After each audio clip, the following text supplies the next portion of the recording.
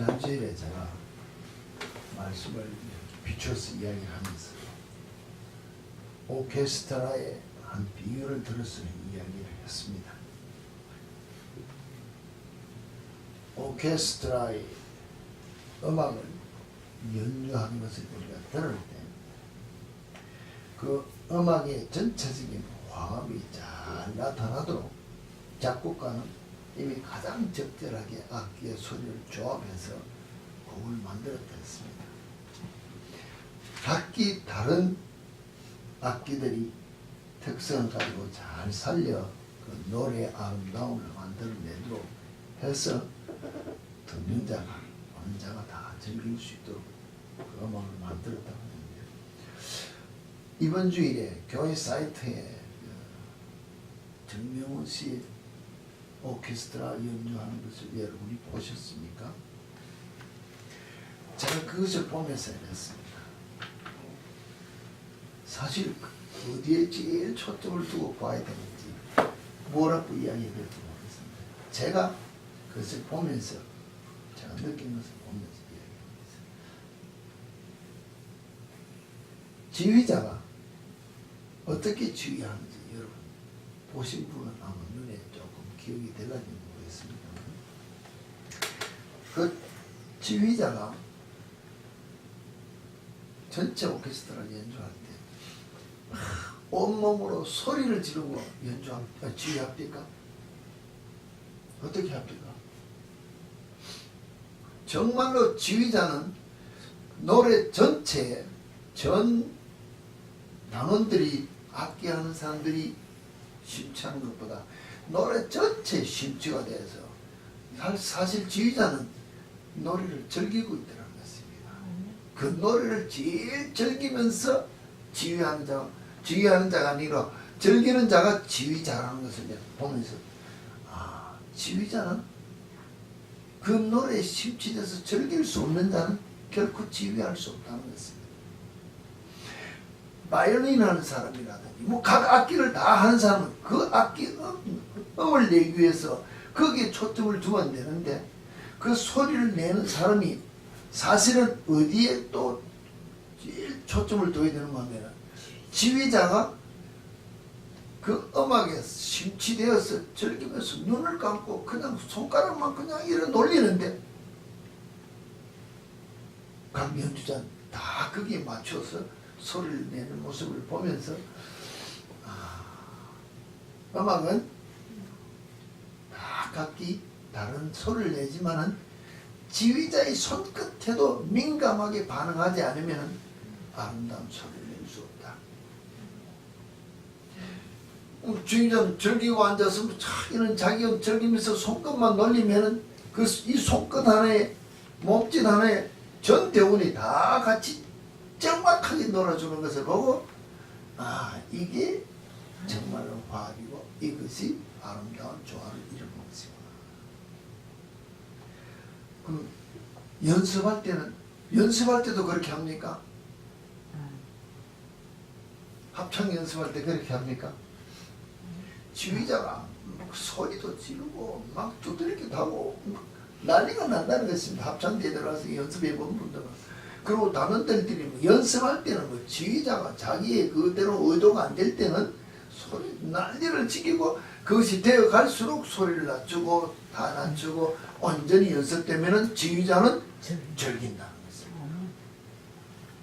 우리의 모습을 통하여 하나님도 마찬가지다는 것입니다.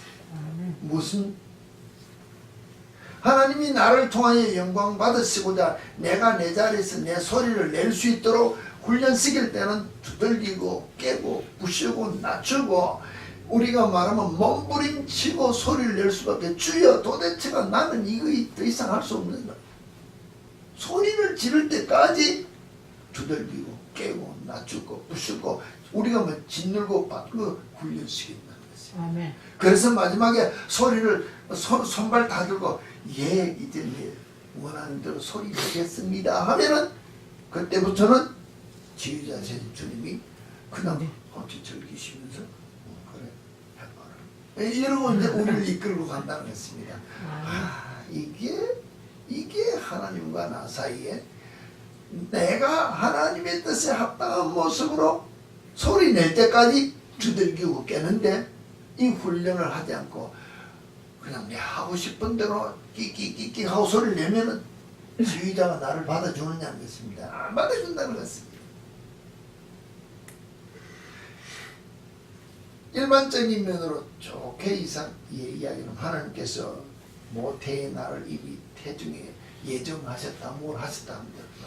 다윗이 그렇게 고백한 것을 놓고 그러므로 말미암아 하나님께서 미리 택정했다. 택정을 했습니다. 택한 자가 되었다는 것입니다. 그런데 각자의 재능을 통하여 영광 받으시고자 택했는데 내가 그 자리에서 그 소리를 내지 않으면 하나님이 쓰시고자 나를 불러서 오디션을 본다는 것입니다. 오케스트라 단어를 떠는 걸 보면 오디션을 보는데 내가 기어코 하나님이 원하는 소리를 내지 않는다는 것입니다. 그냥 꺼대고 앉아서 죽을 때까지 내가 내 잘났다고 고개를 쳐들면은 주님은 그래 그만둬라 다른 사람 하고 왜? 하나님이 그 일을 위해서 하나님의 온전한 작곡 그 소리를 내기 위해서는 그 소리를 내는 자가 필요하다는 것입니다. 근데 그 소리를 내지 않으면은 그 소리를 내는 사람을 들었을 수밖에 없기 때문에 가룟 유다같이 버림을 받을 수밖에 없다는 것입니다. 택하기는 맞습니다. 근데 내가 끝까지 순종치 않으면 하나님은 아니라고 생각합니다. 바로 힘들고 어렵고 짙어지기 전에 먼저 부름을 받고 택함을 받고 내게 주어진 재능이 있고 탤런트가 있고 정말로 하나님을 사랑하는 그 믿음이 내 속에 있다고 생각하면 빨리 손드는 게 제일 잘하는 거죠. 내 것이 맞다고 주장할수록 두들겨 맞는 게 깊다. 내 하고 싶은 거 다 해보고 하겠다면은 주께서 쓰시고자 하신 오디션 타임이 있다는 것입니다. 한 번, 두 번 해보고 안 돼? 바꿔 내버릴 뻔다는 것입니다. 그때 좀 하면 안 됩니다. 아니에요. 왜? 나는 내 시간에 필요한 연주를 해야 되기 때문에 그 소리 내는 자가 필요하다. 너가 한두 번 내가 원익을 주는데도 제 소리를 못 내? 바꿔버린다는 것입니다. 이것 아시고 여러분들이 주시는 경고에 손을 드느냐 마느냐는 여러분이 결정하는 것입니다. 왜 이 이야기를 해야 되는가? 이렇게 주셨습니다. 오늘 우리가 본 본문이 형제들아 내가 하나님의 모든 자비하심으로 너희를 권하노니 너희 몸을 하나님이 기뻐하시는 거룩한 산 제물로 드리라.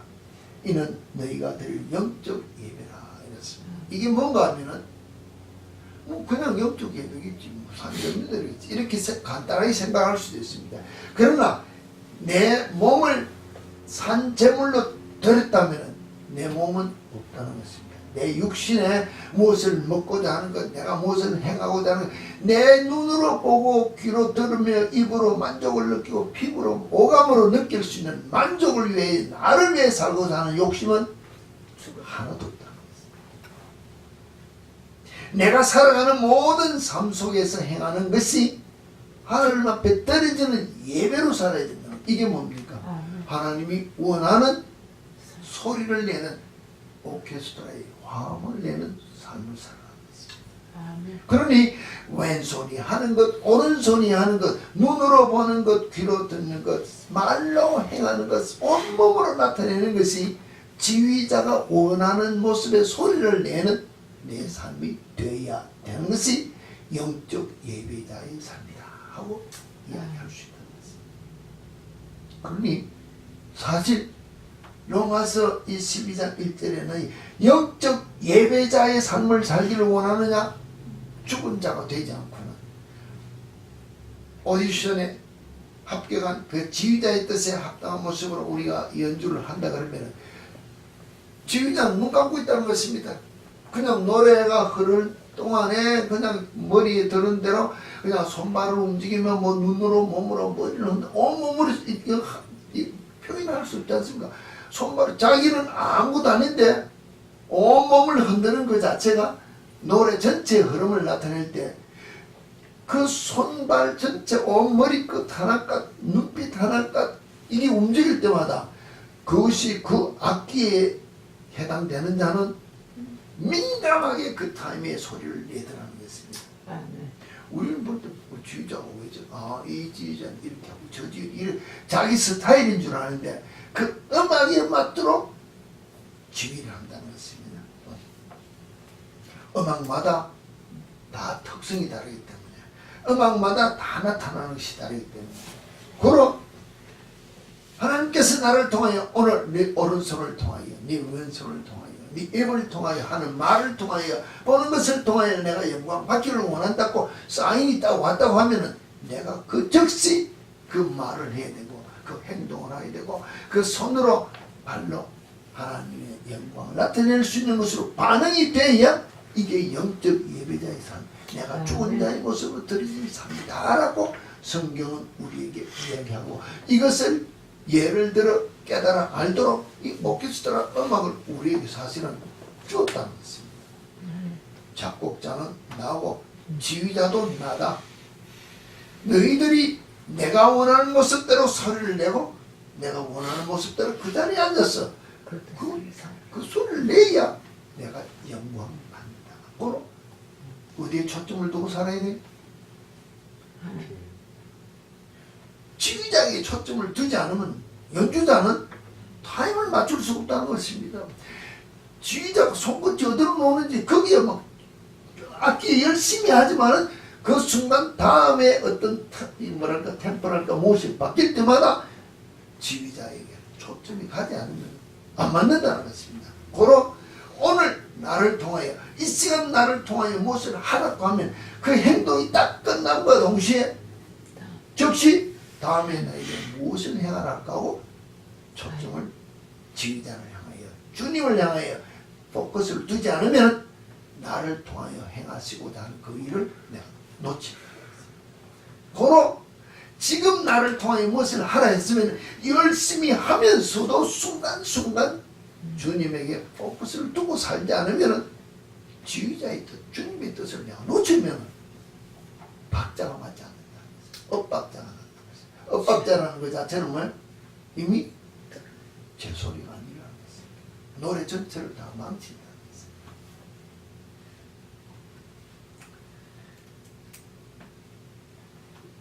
여기에 어떤 이런 뭐랄까 연구한 결과를 글로 보내준 것을 제가 보면서 있습니다.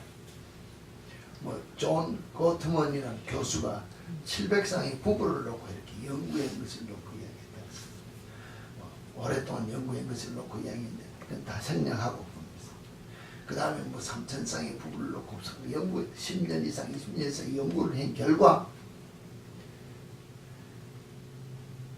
딱 3분만 이야기하는 걸 들으면 이 사람이 앞으로 얼마 안에 이혼하겠다 하는 것을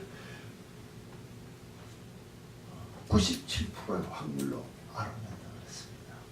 3분 동안 돼요.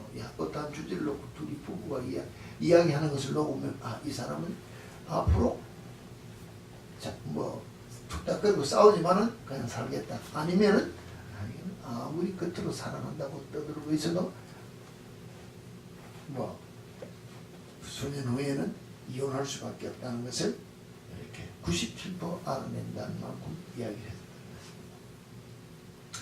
내용 자체는 다른 거 없습니다. 3분 동안에 서로가 주제를 놓고 이야기를 할 때 상대를 내가 얼마나 인정을 해주고 칭찬을 해주고 권면을 해주는 단어가 나오느냐 안 나오느냐에 따라서 뭐라 그러면 제부터 되어 있습니다. 뭐라 그러면 무조건 NO 소리가 나온다. NO 아니야 내가 맞다고 떠드는 소리가 나올수록 아무것도 아닌 것 같은데 정확하게 보면 맞는데 그 말이 많이 나올수록 그 퍼센트지를 놓고 이 사람은 앞으로 볼 것도 없이 몇 년 안에 이혼할 것이다.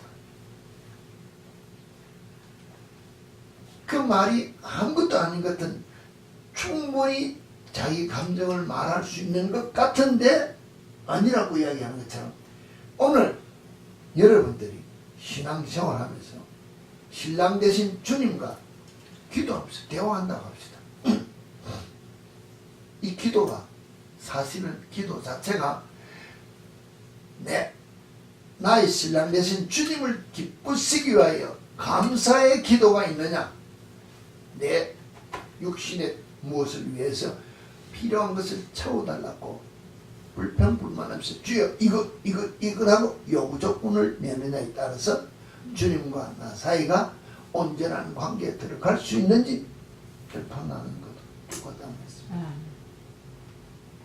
정말로 상대를 인정해주고 기뻐하고 즐거워하고 상대를 위한 대화의 단어가 나오면은 그냥 롱런하는 인생을 살 수 있지만은 내 것을 주장하는 그 상품만 대화하는 것을 보고 앞으로의 문제를 이 사람 이혼할 것이라고 안다고 하면은 내가 주님 앞에 엎드려 기도하는 내 기도, 내가 주님 앞에 오늘 이 로마서 1장에서 나온 대로 정말로 산재물로 드리는 영적 예배가 없는 삶을 사는 내 모습이라면 뭐지 않았어? 나는 주님의 온전한 신부된 모습으로서 살 수 없는 내 모습을, 말로는 내가 그래도 천국 가고 싶고 예수 믿는 것 같이 복을 받고 싶으니까 주여 주여 내가 주님을 사랑한다 고백하는 것 같은데 실제로 신랑 되신 주님은 뭐라고? 나를 쳐다보지 않는다. 왜? 이혼한 것처럼 니대로 난 내대로지 뭐. 네가 급하다고 내 인데 와서 부러지죠? 난 여기 응답해 줄 이유가 없다. 평소에 내 삶을 주님이 인정하고 받으시기에 합당한 모습으로 감사하는 삶을 사는 신앙인이 아니면 기도해봤자 그 기도 안 듣는다는 것입니다.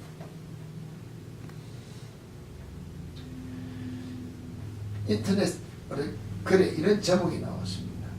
정말로 신앙인으로서 교회에 들어와가지고 믿다가 낙심되면 이 죄는 누구의 것이냐 하면서 이제 그 질문 들어온 것을 대답하는 것을 어떤 것입니다. 신앙생활 열심히 교회 부흥을 위해서 열심히 일을 했는데 정말 거기는 어느 몇 년도에 어디에 난 그것처럼 제가 기억을 하지 않습니다. 지금 갑자기 생각이 나서 얘기를 하는데 어떤 화재 사건으로 자기 뭡니까 부모님이 이제 아파트에서 불에 다 죽었다는 것입니다. 불에 다 죽기 전에 타서 불이 붙어 있으니까 그 아파트에 있는 부모를 살려달라고 밖에서 자녀들이 열심히 부모 살리려고 기도를 했는데 안 살려주고 아파트가 무너져서 죽었다는 것입니다. 정말로 주님께서 살아계실까? 왜 내 기도 안 들어줄까? 이렇게 애타게 부르짖는데 왜 안 들어줄까? 그래서 의심이 들고 의심이 들다가 결국은 믿음에서 떨어져 나가기 시작하고 그가 그 개척교회에서 아주 주된 멤버로서 교회가 엄청나게 부흥하다가 결국은 그가 시험됨으로 말미암아 마지막에는 교회가 없어졌다는 것입니다. 그 한 사람이 그 기도 응답되지 않는 것 때문에. 그럼 여러분들은 그와 같이 불에 다 죽는 부모를 보고 여기서 부르짖는 기도가 얼마나 간절했겠어요. 근데 왜 그 기도 안 들어줬을까요? 교회에서 뭐라고 대답을 할까요? 뭐라고 대답을 해야 될까요? 하나님이 살아계시지 않았어요? 이적을 못 베풀었어요? 어떻게 대답을 해야 되죠? 할 말 없지. 평소에 하나님과 교제하는 기도했는 사람인가? 그 시간이 급해서 부르짖으니 나는 내 소리 못 알아듣는. 평소에 내가 너를 사랑한다고 교제하던 사람이 부르짖을 때는 들어줄 수 있는데 평소 네가 나를 무시하다가 급하다고 내게 부르짖어 내가 너의 기도 들어줄 이유가 없다는 것입니다. 그렇게 이야기하면 우리는 뭐라고 했어요? 우리는 뭡니까? 무조건 내가 평소에 내가 있던 말든 하는 내 이론으로 주님 앞에 오늘 이렇게 급하니까 들어줘야 될 의무가 있는 것으로 기도한다는 것 같은데 평소에 사랑하는 사이 같으면은 아까 이 대화하는 것처럼 평소에 내가 주님을 사랑한다고 하고 내가 고백하면서 주님이 내 말을 다 들어주고 그만큼 내가 뭐 해야 돼요? 주님의 말을 잘 듣고 순종하는 관계가 돼야 기도의 응답이 있을 수 있는데, 평소에는 신앙생활하는 것도 내 기준으로 생활한다는 것입니다. 내 원하는 대로 신앙생활한다는 것입니다. 내가 하고 싶으면 하고 하기 싫으면 안 하는 그런 신앙생활을 하다가 급하니까는 주여 하고 부르짖어도 오늘도 네 하고 싶은 대로 해봐. 난 이게 응답해 줄 이유가 없다는 것입니다. 이와 같은 기도하는 자가 되면은 마지막에 어떤 모습으로 주님을 보세요. 사실 이게 심각한 대화입니다. 여러분들이 여러분 삶 속에서 산제물로 드린다는 이게 뭔가 하면은 24 hours, 7 days, a month, per year, for your life. 1초도 내 것이 없는 주를 위하여 사는 삶이 산제물이라는 것입니다.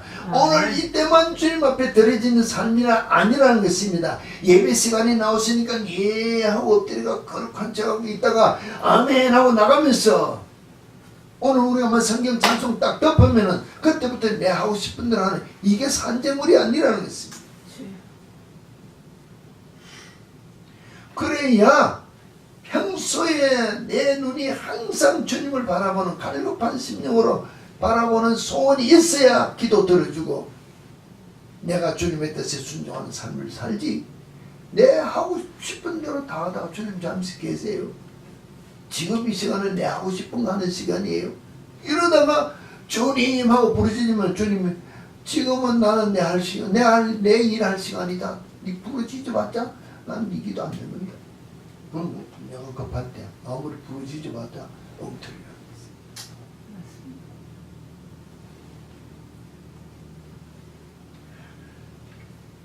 우리 삶 속에서 이와 같이 산제물로 드려지는 감사하는 삶의 기도가 없이 항상 내 자족을 위해서 기도하는 우리의 모습, 내 것을 채우기 위해서 하는 기도 같으면 우리가 다시 한 번 더 우리 자신을 돌이켜보는 우리의 삶이 되어야 되지 않는 것입니다.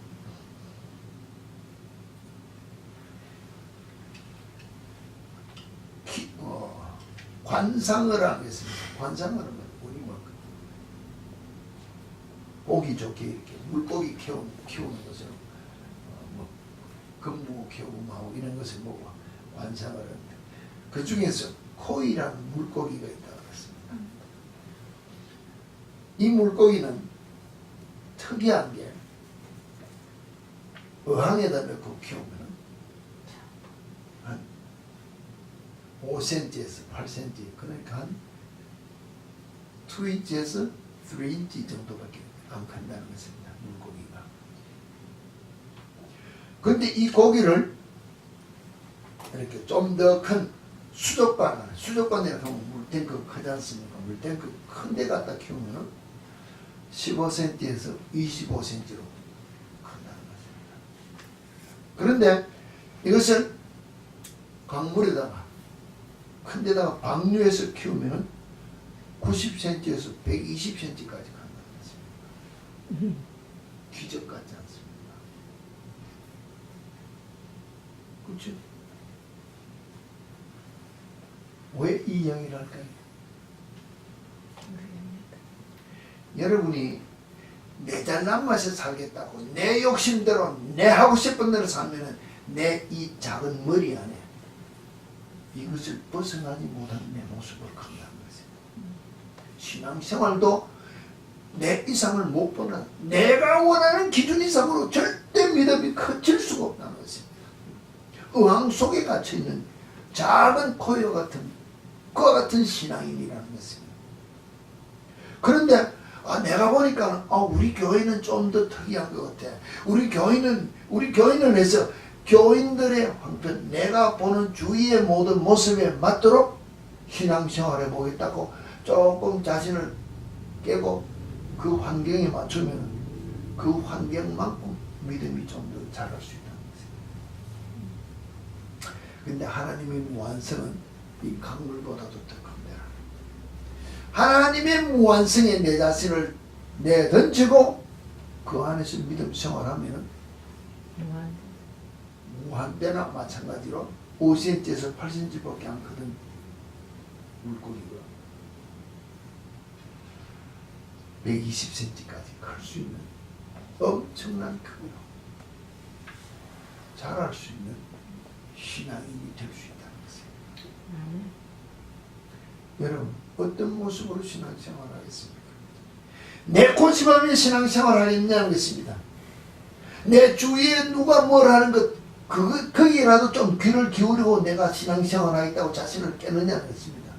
그것보다도 정말로 주님 안에 내 자신을 온전히 던지고 내가 죽고 그냥 죽으면 죽으라고 내 자신을 온전히 던져서 주 앞에 내가 투신되어지지 않으면 이와 같은 대어로 클 수 없다는 신앙인으로서는 위대한 신앙인이 될 수 없다는 것입니다.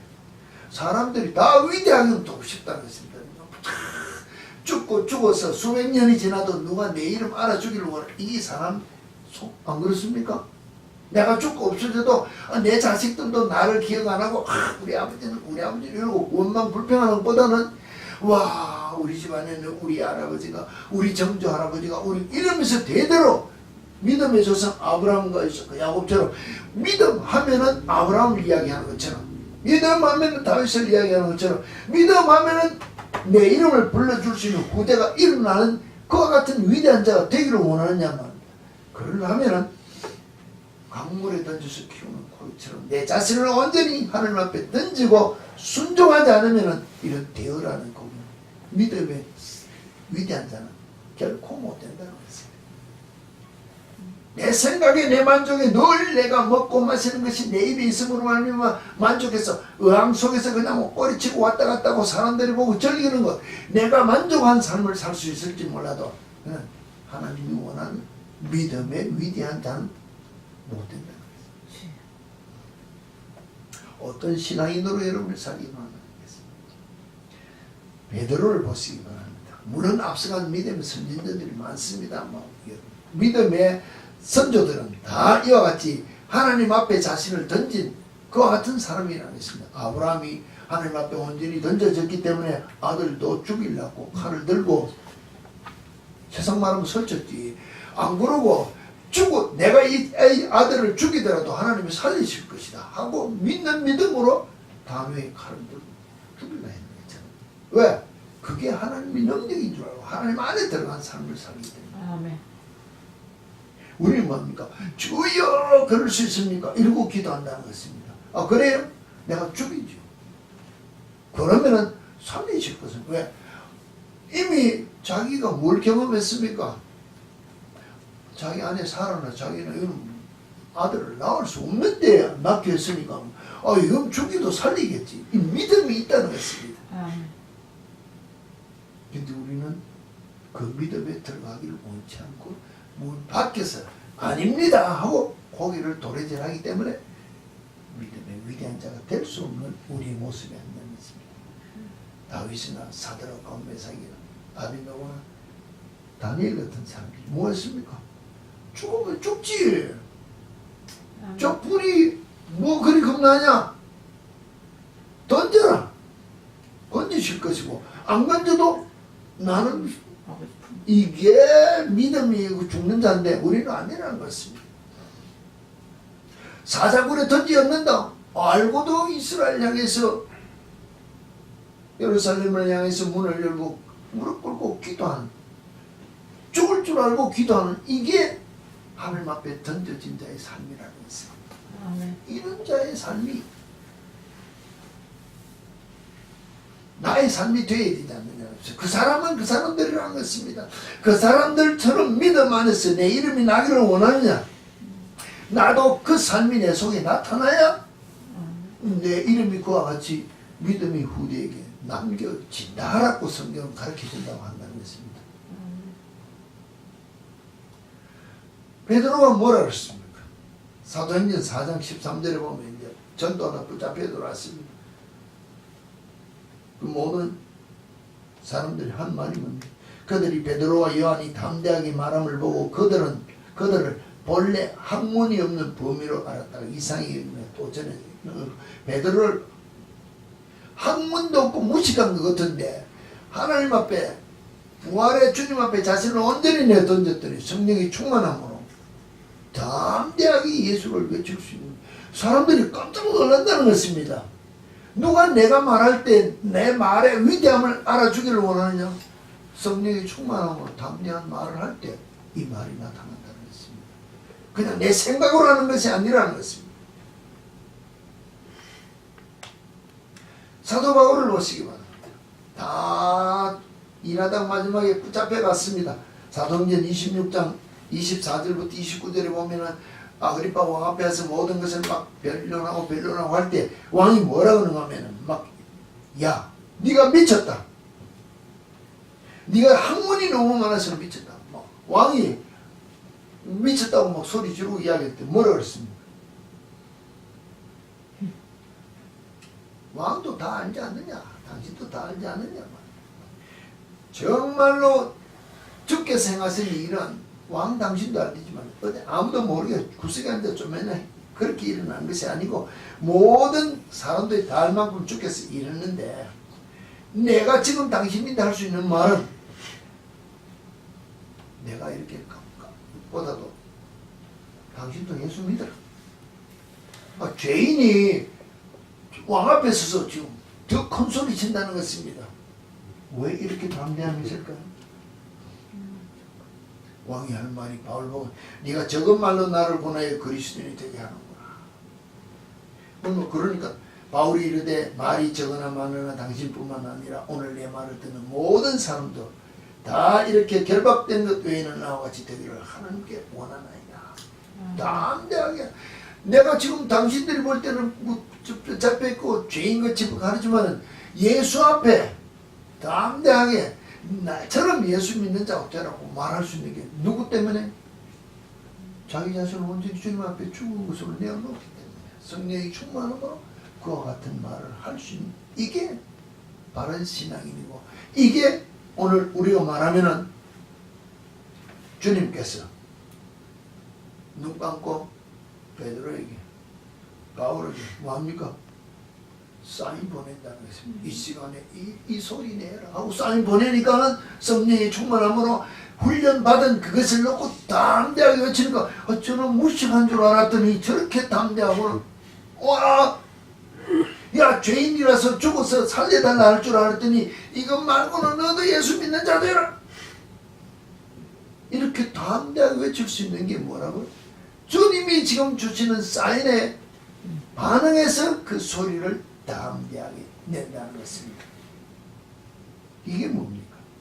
조금 전에 말한 대로 코이에도 물고기의 법칙처럼 내가 그냥 골방에 숨 내 혼자 예수 믿는 것 같이, 내 혼자 엎드려 기도할 때는 예수 믿는 것 같이, 그냥 주일날 와서 주님 앞에 엎드려 뭐 할 때는 예수 믿는 것 같이 생각하다가 그게 아니지 하고 내 자신을 내려놓는 것이 아니라 정말로 성령의 인도함에 따라 내 자신을 온전히 주님 앞에 내놓는 삶을 살겠다고 나를 던질 때 주님이 나를 통하여 여기서 이 소리 내라, 저기서 저 소리 내라, 내가 훈련되어지면 그 소리를 낼 수 있는 담대함 내 속에 있으면은 내가 이 코의 법칙처럼 엄청난 큰 고기로 자랄 수 있다는 것처럼 내 신앙이 자라나는 것이 하나님이 나를 통하여 영광 받으시고자 산재물로 받는 자의 삶이라는 것입니다.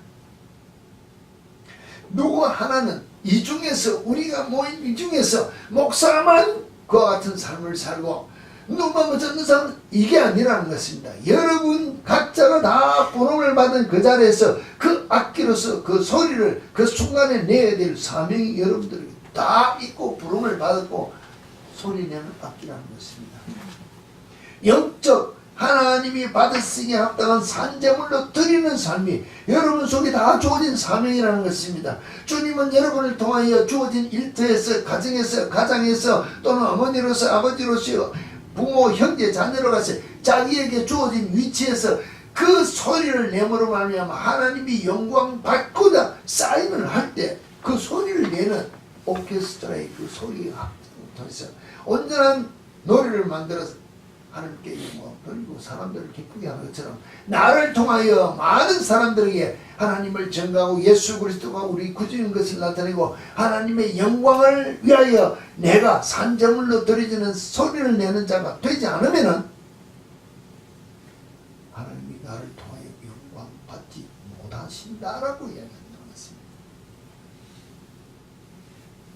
바울이 이룩한 이 단어 하나만 가지고 이야기합니다.